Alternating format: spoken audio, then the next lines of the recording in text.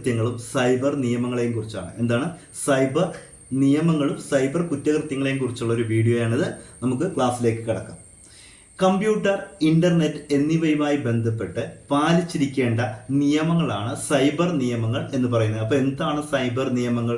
Computer, internet തുടങ്ങിയവയുമായി ബന്ധപ്പെട്ട് നമ്മൾ പാലിച്ചിരിക്കേണ്ട അല്ലെങ്കിൽ അറിഞ്ഞിരിക്കേണ്ട നിയമങ്ങളാണ് സൈബർ നിയമങ്ങൾ എന്ന് അറിയപ്പെടുന്നത്.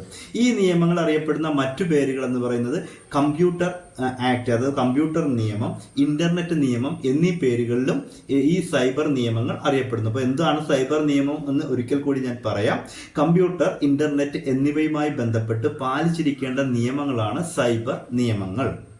അതുപോലെ ഇന്ത്യയിൽ സൈബർ നിയമം പാസ്സായത് എന്നൊരു ചോദ്യം PSCയിൽ പലപ്പോഴും ചോദിച്ചിട്ടുണ്ട്.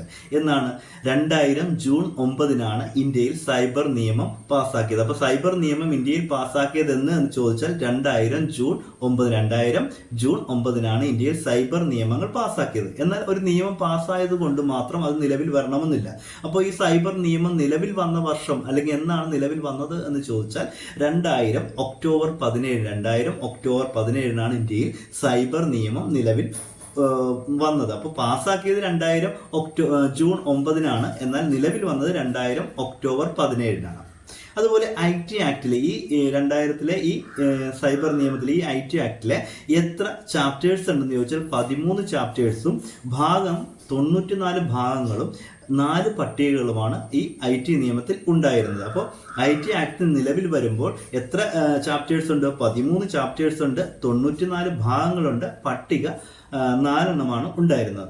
ഈ ഇന്ത്യയുടെ ഈ 2000 ജൂൺ 9-ന് പാസ്സാക്കിയ ഈ സൈബർ നിയമം പിന്നീട് ഭേദഗതി ഇന്ത്യ ഗവൺമെന്റ് വരുത്തിയിട്ടുണ്ട്. അത് എന്നാണ് ഈ ഭേദഗതി വരുത്തിയത് എന്ന് ചോദിച്ചാൽ 2008 ഡിസംബർ 23-നാണ് IT ആക്ട് ഭേദഗതി ചെയ്തത്. അപ്പോൾ എന്നാണ് IT ആക്ട് ഭേദഗതി ചെയ്തത്? 2008 ഒക്ടോബർ 23-ന് ഈ IT ആക്ട് ഭേദഗതി ചെയ്തിട്ടുണ്ട്. എന്നാൽ ഈ ഭേദഗതി ചെയ്തെങ്കിലും ഈ ഭേദഗതി നിലവിൽ ആയത്, നിലവിൽ വന്നത് എന്നാണ് എന്ന് ചോദിച്ചാൽ 2009 ഒക്ടോബർ 27. അപ്പോൾ 2009 ഒക്ടോബർ 27-നാണ് ഈ ഭേദഗതി നിലവിൽ അല്ലെങ്കിൽ പ്രാബല്യത്തിൽ വന്നത്.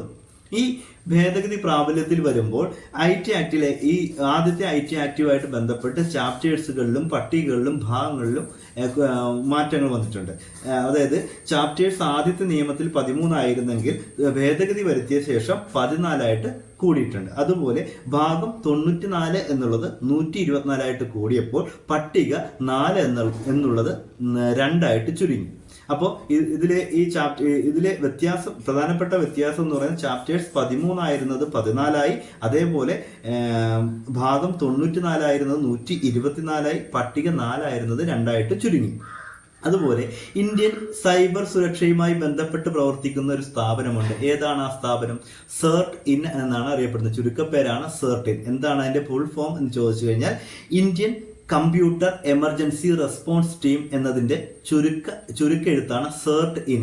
CERT-IN എന്നുള്ളതാണ് CERT-IN എന്നുള്ളത്. അപ്പോൾ ഇന്ത്യയിൽ സൈബർ സുരക്ഷയുമായി ബന്ധപ്പെട്ട് പ്രവർത്തിക്കുന്ന സ്ഥാപനമാണ് CERT-IN. അത് Indian computer emergency response team എന്നതിന്റെ ചുരുക്കെഴുത്താണ് CERT-IN. അപ്പോൾ സൈബർ നിയമങ്ങളുമായിട്ട് ബന്ധപ്പെട്ട കാര്യമാണ് ഇപ്പോൾ ഞാൻ പറഞ്ഞത്. എന്താണ് സൈബർ നിയമം, അതുപോലെ എന്നാണ് ഇത് പാസ്സാക്കിയത്, ഭേദഗതി വരുത്തിയത് എന്നാണ്, ചാപ്റ്റേഴ്സ് എന്നാണ്, ഭാഗങ്ങൾ, പട്ടിക തുടങ്ങിയ കാര്യങ്ങൾ ഇതിൽ പറഞ്ഞു. അടുത്തൊരു വീഡിയോയിൽ കൂടുതൽ ഇതുമായിട്ട് ബന്ധപ്പെട്ടുള്ള സൈബർ കുറ്റകൃത്യങ്ങളുമായിട്ട് ബന്ധപ്പെട്ടുള്ള കാര്യങ്ങളും അതിൻ്റെ വിശദമായിട്ടുള്ള വീഡിയോയും അടുത്ത വീഡിയോയിൽ ഞാൻ ചെയ്യുന്നതാണ്. നന്ദി, നമസ്കാരം.